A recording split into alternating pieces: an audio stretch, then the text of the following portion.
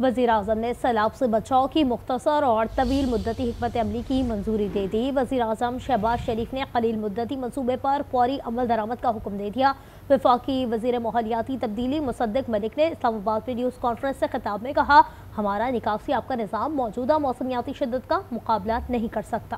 Early warning system کو مربوط بنایا جائے۔ حالیہ سیلاب سے 31 لاکھ افراد بے گھر ہوئے۔ 4 سیلابوں میں 4 کروڑ لوگ دربدر ہوئے۔ آبادی کے تناسب سے دیکھیں تو 50% بچے سیلاب سے متاثر ہوئے۔ 2022 میں سیلاب سے نقصانات GDP کا 9% تھا۔ گزشتہ 3 سے 4 سیلابوں میں 4800 افراد جاں بحق ہو چکے ہیں۔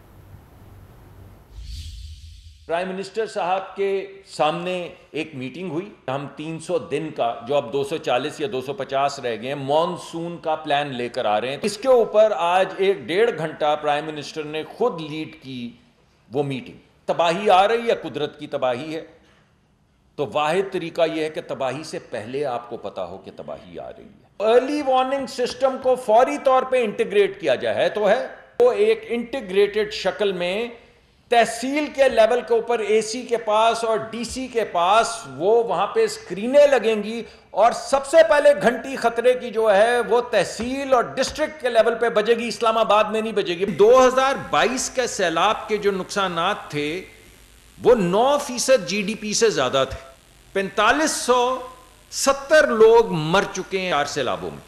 4 کروڑ لوگ ان 4 سیلابوں میں دربدر ہو چکے ہیں۔ اور اگر آپ آبادی کے تناسب سے دیکھیں تو اس میں سے 50% جو ہیں وہ بچے ہیں۔